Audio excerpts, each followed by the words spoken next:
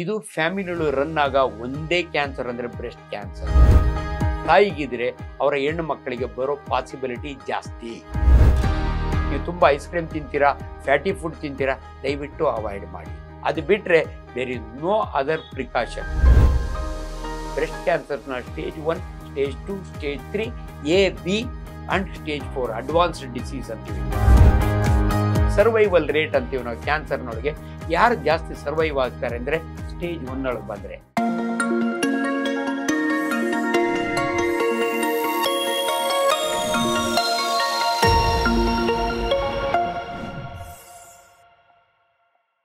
ನೋಡಿ, prevention is better then cure ಅಂತ ನಮ್ಮಲ್ಲಿ ಸೈನ್ಸ್ ಇರೋದು. ಯಾವುದೇ ಕ್ಯಾನ್ಸರ್ನ ಪ್ರಿವೆಂಟ್ ಮಾಡ್ಬೋದಾ ಡಾಕ್ಟ್ರೆ? ಅದ್ರೊಳಗೆ ಪರ್ಟಿಕ್ಯುಲರ್ಲಿ ಇವತ್ತು ನನ್ನ ಬ್ರೆಸ್ಟ್ ಕ್ಯಾನ್ಸರ್ ಬಗ್ಗೆ ಮಾತಾಡ್ತಿರೋದ್ರಿಂದ ಏನಾದರೂ ಪ್ರಿಕಾಷನ್ಸ್ ತಗೋಬೋದಾ? ಒಂದು ಪ್ರಿಕಾಷನ್ನು, ಇದು ಫ್ಯಾಮಿಲಿಗಳು ರನ್ ಆಗ ಒಂದೇ ಕ್ಯಾನ್ಸರ್ ಅಂದರೆ ಬ್ರೆಸ್ಟ್ ಕ್ಯಾನ್ಸರು. ಭಾಳ ಜನ ಕೇಳ್ತಾರೆ, ನಮ್ಮ ತಾತನಿಗೆ ಸ್ಟಮಕ್ ಕ್ಯಾನ್ಸರ್ ಆಗಿತ್ತು, ನಮಗೂ ಬರ್ಬೋದಾ? ಇಲ್ಲ, ಬರಲ್ಲ. Only breast cancer. ತಾಯಿಗಿದ್ರೆ ಅವರ ಹೆಣ್ಣು ಮಕ್ಕಳಿಗೆ ಬರೋ ಪಾಸಿಬಿಲಿಟಿ ಜಾಸ್ತಿ. ಯಾಕಂದರೆ ಇದು ಜೆನೆಟಿಕಲಿ ರನ್ ಆಗ್ತಾ ಇರುತ್ತೆ. ದೊಡ್ಡಮ್ಮ ಚಿಕ್ಕಮ್ಮಗಿದ್ರೆ, ಅಜ್ಜಿಗಿದ್ರೆ ನೀವು ದಯವಿಟ್ಟು ಟೆಸ್ಟ್ ಮಾಡಿಸ್ಕೊಳ್ಳಿ. ಇದು ಭಾಳ ಇಂಪಾರ್ಟೆಂಟು. ಎರಡನೇದು, ಆದಷ್ಟು ವೆಯ್ಟ್ ಜಾಸ್ತಿ ಆಗಬೇಡಿ. ಯಾವಾಗ ವೆಯ್ಟ್ ಜಾಸ್ತಿ ಆಗುತ್ತೆ? ನೀವು ತುಂಬ ಐಸ್ ಕ್ರೀಮ್ ತಿಂತೀರಾ, ಫ್ಯಾಟಿ ಫುಡ್ ತಿಂತೀರಾ, ದಯವಿಟ್ಟು ಅವಾಯ್ಡ್ ಮಾಡಿ. ಅದು ಬಿಟ್ಟರೆ there is no other precaution. Only ಪ್ರಿಕಾಷನ್ನು ನೀವು ಅವೇರ್ನೆಸ್ಸು. ಎನಿ ಲಂಪ್ ನಿಮ್ಮ ಬ್ರೆಸ್ಟ್ನಾಗೆ ನೀವು ಫಸ್ಟ್ ಬಂದು ತೋರಿಸ್ಕೊಳ್ಳಿ. ಇದೇ ಭಾಳ ಇಂಪಾರ್ಟೆಂಟು. ಸೊ ಈ ಯಾಕೆ ನೀವು ಬೇಗ ಬನ್ನಿ ಅಂತೀವಿ ಅಂದರೆ, ಬ್ರೆಸ್ಟ್ ಕ್ಯಾನ್ಸರಾ ಅಲ್ವೋ ಅಂತ ಫಸ್ಟ್ ಡಿಸೈಡ್ ಮಾಡ್ತೀವಿ ನಾವು. ಬಿನೈನ್ ಬ್ರೆಸ್ಟ್ ಡಿಸೀಸ್ ಅಂತ ಇರುತ್ತೆ, ಅದರೊಳಗೆ ನಿಮ್ಗೆ ಏನು ಬೇಕಾಗಲ್ಲ, ಆರಾಮ್. If it is malignancy, early detection ಅಂದರೆ ನಮ್ಮಲ್ಲಿ ಸ್ಟೇಜಿಂಗ್ ಅಂತ ಇರುತ್ತಮ್ಮ. ಬ್ರೆಸ್ಟ್ ಕ್ಯಾನ್ಸರ್ಸ್ನ stage 1, stage 2, stage 3, A, B and stage 4 advanced disease ಅಂತೀವಿ. Early breast cancer up to 2A ವರೆಗೂ, 2B ವರೆಗೂ ಅರ್ಲಿ ಕ್ಯಾನ್ಸರ್ ಅಂತೀವಿ. ಅದಾದಮೇಲೆ ಅಡ್ವಾನ್ಸ್ಡ್ ಕ್ಯಾನ್ಸರ್ ಅಂತೀವಿ. ಯಾಕಂದರೆ ಟ್ರೀಟ್ಮೆಂಟು ಔಟ್ಕಮ್ಮು, ಸರ್ವೈವಲ್ ರೇಟ್ ಅಂತೀವಿ ನಾವು ಕ್ಯಾನ್ಸರ್ನೊಳಗೆ. ಯಾರು ಜಾಸ್ತಿ ಸರ್ವೈವ್ ಆಗ್ತಾರೆ ಅಂದರೆ ಸ್ಟೇಜ್ 1 ಒಳಗೆ ಬಂದರೆ. ಸ್ಟೇಜ್ 1 ಒಳಗೆ ನಿಮ್ಗೆ ಏನು ಗೊತ್ತಾಗುತ್ತೆ ಅಂದರೆ ಒಂದು ಲಂಪ್. ನಿಮಗೆ ಹೆಂಗೆ ಸ್ಟೇಜ್ 2 ಹೋಗಿದ್ದೀನ, ಆಲ್ರೆಡಿ ಕಂಕ್ಳಗೆ ಒಂದು ಗಂಟು ಬಂದಿದೆ. ಇದು ಲಿಂಫ್ ನೋಡ್ ಅಂತೀವಿ ನಾವು. ಸೊ ಬ್ರೆಸ್ಟ್ ಲಂಪು ಇಲ್ಲಿ ಹೋಗಿದೆ, ನಿಮಗೆ ಯಾಕೋ ಸ್ನಾನ ಮಾಡೋ ಕಂಕ್ಳಗೆ ಒಂದು ಗಂಟಿದೆ ಅಂದರೆ ಆಲ್ರೆಡಿ ನೀವು ಸ್ಟೇಜ್ 2 ಹೋಗಿದ್ದೀರಿ. But we are the better person. ನಮ್ಮ ಹತ್ರ ಅಲ್ಟ್ರಾಸೌಂಡ್ ಸ್ಕ್ಯಾನ್ ಇರುತ್ತೆ, CT ಸ್ಕ್ಯಾನ್ ಇರುತ್ತೆ, MRI ಸ್ಕ್ಯಾನ್ ಇರುತ್ತೆ, ಪೆಟ್ ಸ್ಕ್ಯಾನ್ ಇರುತ್ತೆ. ನಿಮ್ಮ ಪೆಟ್ ಸ್ಕ್ಯಾನ್ ಮಾಡಿದರೆ ನಿಮ್ಮ ಬ್ರೆಸ್ಟ್ನಾಗಿರೋ ಲಂಪು ಆಲ್ರೆಡಿ ಲಂಗ್ಸ್ಗೆ ಹೋಗಿದೆಯಾ, ಬ್ರೈನ್ಗೆ ಹೋಗಿದೆಯಾ ನಮಗೆ ಗೊತ್ತಾಗುತ್ತೆ. ಅದನ್ನು ನಾವು ಡಿಟೆಕ್ಟ್ ಮಾಡ್ತೀವಿ. ಅದಕ್ಕೆ ನಿಮ್ಮ ಪ್ರಿಕಾಷನ್ ಅಂದರೆ ಆ್ಯಸ್ ಅರ್ಲಿ ಆಸ್ ಪಾಸಿಬಲ್. ಅದರೊಳಗೆ ಹಳ್ಳಿ ಕಡೆ ಕಾಯಿಲೆ ಮುಚ್ಚಿಟ್ಕೊಂಬಿಟ್ರು ಡಾಕ್ಟ್ರೆ. ನಮ್ಮಮ್ಮ, ನಮಗೆ ಮಕ್ಕಳಿಬ್ಬರು ಸಾಫ್ಟ್ವೇರ್ ಇಂಜಿನಿಯರ್ ಇರ್ತಾರೆ, ಈವನ್ ಡಾಕ್ಟ್ರ್ ಇರ್ತಾರೆ. ನಿಮ್ಗೆ ಆಶ್ಚರ್ಯ ಆಗುತ್ತೆ, ಎಷ್ಟೋ ಜನ ಲೇಡಿ ಡಾಕ್ಟ್ರು ತಾವೇ ನೋಡ್ಕೊಳ್ದಿರ ಸತ್ತೋಗಿರೋ ಇನ್ಸಿಡೆನ್ಸ್ ಇದ್ದಾವೆ. ಅವರೇ lady doctor, she's a gynaecologist. Unfortunately ಯಾವತ್ತೂ ಕೂಡ ನೋಡ್ಕೊಂಡೇ ಇಲ್ಲ. ಇದು ತಪ್ಪಾಗುತ್ತೆ. ನಾನು ಅವ್ರ ಬಗ್ಗೆ ಕೇವಲವಾಗಿ ಮಾತಾಡಿಲ್ಲ. ದಯವಿಟ್ಟು ಕಾಯಿಲೆ ಮುಚ್ಚಿಟ್ಕೋಬೇಡಿ ಅನ್ನೋದು. ನೀವು you go to a concern specialist as early as possible. Stage 4 ಬಿಡಿ, ಆಲ್ರೆಡಿ ಈಚೆಗೆ ಬಂದು ವಾಸನೆ ಬರ್ತಿರುತ್ತೆ, ಮನೆಯೊಳಗೆ ಯಾರೂ ಇರೋಕ್ಕಾಗಲ್ಲ. ಅಂಥ ಸ್ಟೇಜ್ನವರೆಗೂ ನೀವೇ ಹಾಕಿರ್ತೀರಿ. ಅದು ಯಾಕೆ ಹಂಗೆ ಮಾಡ್ತಾರೆ ಅಂದರೆ, ಯಾರೋ ಪಾಪ ಮಿಸ್ಲೀಡ್ ಮಾಡಿರ್ತಾರೆ. ಡಾಕ್ಟ್ರ್ ಹತ್ರ ಹೋದರೆ ಬ್ರೆಸ್ಟ್ ತೆಗೆದುಬಿಡ್ತಾರೆ, ನಾಟಿ ಔಷಧಿ ಹಚ್ಚುತ್ತಾರೆ, ಅದು ಅಲ್ಸರೇಷನ್ ಆಗುತ್ತೆ. ನಾಟಿ ಸೊಪ್ಪನ್ನ ಅರ್ಧ ಹಚ್ಚುತ್ತಾರೆ. ದಯವಿಟ್ಟು ಇವು ಮಾಡಬೇಡಿ. ಇವತ್ತು ಎಲ್ಲರ ಕೈನಲ್ಲಿ ಜೋಬಲ್ಲಿ ಮೊಬೈಲ್ ಇದೆ. ಇಂಥ ಒಂದು ಸರಳವಾದ ಕಾಯಿಲೆಯನ್ನು ಯಾಕೆ ನಾನು ಇಷ್ಟು ಮಾತಾಡ್ತೀನಿ ಅಂದರೆ, ಡಾಕ್ಟ್ರ್ ಅಂದರೆ ಡೆಫಿನೇಷನ್ ನಿಮಗೆ ಗೊತ್ತಿರಬೇಕು. A doctor is not just injection ಕೂಡ ಡಾಕ್ಟರ್ ಅಲ್ಲ, operation. Doctor means is a teacher. ನೀವು ಡಿಕ್ಷನರಿ ತೆಗೆದು ನೋಡಿ, ಟು ಡಾಕ್ಟ್ರೈನ್ ಅಂದರೆ to teach. I am a paid teacher in a medical college. I am not a paid teacher for the society.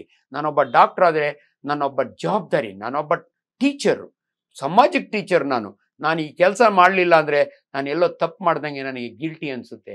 ಅದಕ್ಕೋಸ್ಕರವಾಗಿ ನಾನು ನಿಮಗೆ ದಯವಿಟ್ಟು ಹೇಳ್ತಾ ಇದ್ದೀನಿ, ಟೀಚ್ ಮಾಡ್ತಾ ಇದ್ದೀನಿ ನಿಮಗೆ. ದಯವಿಟ್ಟು ನಾವು ಹೇಳ್ದಂಗೆ ಕೇಳಿ. ಅರ್ಲಿ ಸಿಂಪ್ಟಮ್ಸ್ ಇದ್ದರೆ ಅದಕ್ಕಿಂತ ಇನ್ನೂ ಇಂಪಾರ್ಟೆಂಟ್, ಯಾಕೋ ಈ ನಡುವೆ ತೊಟ್ಟಿನೊಳಗೆ ರಕ್ತ ಬಂತು ಡಾಕ್ಟ್ರೆ, ಬ್ಲೀಡಿಂಗ್ ಪರ್ ನಿಪ್ಪಲ್. ನಾನು ಮೆಡಿಕಲ್ ಸ್ಟೂಡೆಂಟ್ ಪಾಠ ಮಾಡ್ದಂಗೆ ನಿಮಗೆ ಮಾತಾಡ್ತಾ ಇದ್ದೀನಿ. ಕೆಲವು ಹೆಣ್ಣು ಮಕ್ಕಳಿಗೆ, ಡಾಕ್ಟ್ರೆ ಯಾಕೋ ಹಾಲು ಬಂದ್ಬಿಡ್ತು, ನಾನು ಹಾಲು ಕುಡಿಸ್ತಾ ಇಲ್ಲ, ನನ್ನ ಮಗ 22 ವರ್ಷದವನು. ಎನಿ ಡಿಸ್ಚಾರ್ಜ್ ಫ್ರಮ್ ನಿಪ್ಪಲ್, ನಿಮ್ಮ ತೊಟ್ಟಿನಿಂದ ರಕ್ತ ಬರ್ಬೋದು, ಹಾಲು ಬರ್ಬೋದು, ಹಸಿರು ನೀರು ಬರ್ಬೋದು, ಬ್ಲ್ಯಾಕ್ ವಾಟರ್ ಬರ್ಬೋದು. ಡಿಸ್ಚಾರ್ಜ್ ಪರ್ ನಿಪ್ಪಲ್ ಅಂತೀವಿ. ಅದರೊಳಗೆ ಬ್ಲಡಿ ಡಿಸ್ಚಾರ್ಜ್ ಬಂದರೆ ದಯವಿಟ್ಟು ನಿಮಗೆ ಗೊತ್ತೂ ಆಗಿರಲ್ಲ, ನಿಮ್ಮ ಬ್ರಾ ಯಾಕೋ ಬೆಳಗ್ಗೆ ಎದ್ದು ನೋಡಿದರೆ ಬ್ಲಡ್ ಸ್ಟೈನ್ ಆಗಿರುತ್ತೆ, ಅವ ನಮ್ಮ ಹತ್ರ ಬನ್ನಿ. ನೋಡಿ, ಇಷ್ಟೆಲ್ಲ ಟೀಚ್ ಮಾಡ್ಬೇಕು ನಾನು, ಯಾಕಂದರೆ ಐ ಆಮ್ ಎ ಟೀಚರ್. ನೀವು ದಯವಿಟ್ಟು ಬ್ರೆಸ್ಟ್ ಕ್ಯಾನ್ಸರ್ ಬಗ್ಗೆ ನೆಗ್ಲೆಕ್ಟ್ ಮಾಡಬೇಡಿ. ಆಮೇಲೆ ಎಲ್ಲೋ ಒಂದು ಕಡೆ ಅವ್ರು ಯಾರಿಗೋ ಆಯಿತು, ನೀವು ಫಿಲಮ್ ಆಕ್ಟ್ರೆಸ್ ಆಕೆ ಹೆಸರು ಮರ್ತೋಗ್ತಾ ಇದೆ ನನಗೆ, ಪ್ರೊಫೈಲಾಕ್ಟಿಕ್ ಬ್ರೆಸ್ಟ್ ಸರ್ಜರಿ ಅಂತೀವಿ ನಾವು. ಅವರ ತಾಯಿಗಿತ್ತು, ಇವಳು she undergoes a genetic study, ಅದು ಜೀನ್ಸ್ನಲ್ಲಿ ಬರುತ್ತೆ, she may develop cancer in future ಅಂತ. She is a model, she gets her breast removed.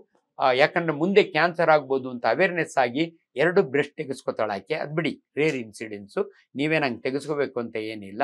Breast is A genetic disorder. ಎಷ್ಟೋ ಜನಕ್ಕೆ ಓವರಿಯನ್ ಕ್ಯಾನ್ಸರ್ ಇರುತ್ತೆ, ಅವ್ರಿಗೂ ಕೂಡ ಬ್ರೆಸ್ಟ್ ಕ್ಯಾನ್ಸರ್ ಆಗ್ಬೋದು. ಬ್ರೆಸ್ಟ್ ಕ್ಯಾನ್ಸರ್ ಇರೋರಿಗೆ ನೆಕ್ಸ್ಟ್ ಓವರಿ ಕ್ಯಾನ್ಸರ್, ಇವೆಲ್ಲ ಕ್ಯಾನ್ಸರ್ ಬಗ್ಗೆ ತುಂಬ ಮಾತಾಡ್ತಾ ಇರ್ತೀವಿ. ಅಷ್ಟೆಲ್ಲ ನಿಮಗೆ ಡೀಟೇಲ್ ಬೇಡ, ಅಷ್ಟು ನಾನು ಎದುರಿಸಕ್ಕೆ ಹೋಗಲ್ಲ. ಇಷ್ಟಂತೂ ಸತ್ಯ. ದಯವಿಟ್ಟು ಕ್ಯಾನ್ಸರ್ ಬಗ್ಗೆ, ಕ್ಯಾನ್ಸರ್ ಯಾಕೆ ಬರುತ್ತೆ ಡಾಕ್ಟ್ರೆ, ಭಾಳ ಜನ ನನ್ನ ಪ್ರಶ್ನೆ ಕೇಳ್ತಾರೆ. ಕ್ಯಾನ್ಸರ್ ಬರೋದಕ್ಕೆ 108 ಕಾರಣಗಳು. ಯಾವುದಕ್ಕೆ ನೀವು ನೋಡಿ, ನೆಗಡಿ ಬರುತ್ತಲ್ಲ, ಅಲರ್ಜಿಯಿಂದ ಬರುತ್ತೆ. ಯಾಕೆ ಬಂತು ಅಂದರೆ ಅಲರ್ಜನ್ನಿಂದ ಬರುತ್ತೆ. ನಮ್ಮ ಕ್ಯಾನ್ಸರು ಕೂಡ ಕಾರ್ಸಿನೋಜೆನ್ ಅಂತೀವಿ ನಾವು. ಆ ಕಾರ್ಸಿನೋಜೆನ್ನು ಡೈರೆಕ್ಟಾಗಿ ನಿಮಗೆ ಎಕ್ಸಾಂಪಲ್ ಸ್ಮೋಕಿಂಗ್ನಲ್ಲಿ ನಿಕೋಟಿನ್ ಜೊತೆಗೆ ಕಾರ್ಸಿನೋಜೆನ್ ಇರುತ್ತೆ, ಎಲ್ಲಡಿಕೆ ಕಡ್ಡಿಪುಡಿ ಜೊತೆಗೆ ಅನೇಕ ಕಾರ್ಸಿನೋಜೆನ್ಸು ನಿಮಗೆ ಗೊತ್ತೇ ಇರಲ್ಲ. ಕಲಬೆರಕೆಯ ಆಹಾರ, ನೀವು ಉಪಯೋಗಿಸುವ ಎಣ್ಣೆ, ನೀವು ತಿನ್ನುವ ಆಹಾರ, ಅವ್ರು ಯೂಸ್ ಮಾಡಿರೋಂಥ ಆರ್ಟಿಫಿಷಿಯಲ್ ಕಲರ್ಸು, ಇದರೊಳಗೆಲ್ಲ ಕಾರ್ಸಿನೋಜೆನ್ಸ್ ಇರ್ತವೆ. ಅನ್ಫಾರ್ಚುನೇಟ್ಲಿ ನೀವು ಭಾಳ ದೈವಭಕ್ತರಿರ್ತೀರಿ. ಎಷ್ಟೋ ಸರಿ ನಾವು ನೋಡಿರ್ತೀವಿ, ತಾತ ಮಹಾದೈವ ಭಕ್ತ, 70 ವರ್ಷ ಕ್ಯಾನ್ಸರ್ ಆಫ್ ದಿ ಪ್ಯಾಂಕ್ರಿಯಾಸ್ ಆಗುತ್ತೆ. ಹಂಗಾಗಿ ದಯವಿಟ್ಟು ನೀವು ಯಾಕೆ ಬಂತು ಅಂತ ಗೊತ್ತಾಗಲ್ಲ, ಗೊತ್ತವನ್ನ ಅವಾಯ್ಡ್ ಮಾಡಿ. ಸ್ಮೋಕಿಂಗ್ ಅವಾಯ್ಡ್ ಮಾಡಿ, ಆಲ್ಕೋಹಾಲ್ ಅವಾಯ್ಡ್ ಮಾಡಿ, ಕಡ್ಡಿಪುಡಿ ಅವಾಯ್ಡ್ ಮಾಡಿ. ಬಟ್ ಕೆಲವು ಪಾಪ ನಿಮಗೆ ಗೊತ್ತಿಲ್ದಿರನೇ ನಿಮ್ಮ ದೇಹದಕ್ಕೆ ಕಾನ್ಸಂಟ್ರೇಷನ್ಸ್ ಹೋಗ್ತವೆ. ಅವು ಕಲಬೆರಕೆಯ ಆಹಾರಗಳು, ನೀವು ತಿನ್ನುವ ತಿಂಡಿಗಳಲ್ಲಿ ನಿಮಗೆ ಗೊತ್ತಿಲ್ಲದಂಗೆ ಹೋಗಿರ್ತವೆ. ಅನೇಕ ವೈರಸ್ಗಳಿಂದನೂ ಕೂಡ ಕ್ಯಾನ್ಸರ್ ಬರುತ್ತೆ. ಆದ್ದರಿಂದ ದಯವಿಟ್ಟು ಕ್ಯಾನ್ಸರ್ ಪ್ರಿವೆಂಟ್ ಮಾಡಬೇಕಾದ್ರೆ ನೀವು ಕೇರ್ಫುಲ್ ಆಗಿರಬೇಕು. ಅನ್ನೆಸರಿ ಆರ್ಟಿಫಿಷಿಯಲ್ ಬಣ್ಣ ಹಾಕಿರೋ ಪದಾರ್ಥಗಳನ್ನ ಅವಾಯ್ಡ್ ಮಾಡಿ, ಆರ್ಟಿಫಿಷಿಯಲ್ ಡ್ರಿಂಕ್ಸ್ನ ಅವಾಯ್ಡ್ ಮಾಡಿ, ಎಷ್ಟೋ ಅವೈಜ್ಞಾನಿಕವಾಗಿ ತಯಾರಾದ ಫುಡ್ಗಳನ್ನ ತಿನ್ನಬೇಡಿ, ಅಷ್ಟು ಹೇಳ್ತಿದ್ದೀನಿ. ಬಟ್ ಡೆಫಿನೆಟ್ಲಿ ಕ್ಯಾನ್ಸರ್ ಬಗ್ಗೆ ಅವೇರ್ನೆಸ್ ಇರಲಿ ನಿಮಗೆ.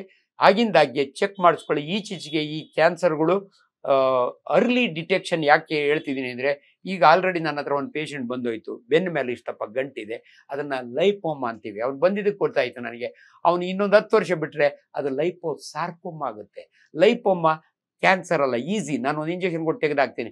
ಲೈಪೋಸಾರ್ಕೋಮಾ ಅಂದರೆ ಆಲ್ರೆಡಿ ಕ್ಯಾನ್ಸರು. ಅವ್ನು ಏನು ಮಾಡಿದ್ರು ಕೂಡ 5 ವರ್ಷ ಬದುಕಲ್ಲ. ಅದರಿಂದ ಇಂಥವು ಅನೇಕ ಇದ್ದಾವೆ. ಕೊನೆಯದಾಗಿ ನಾನು ಎಂಡ್ ಮಾಡ್ತೀನಿ.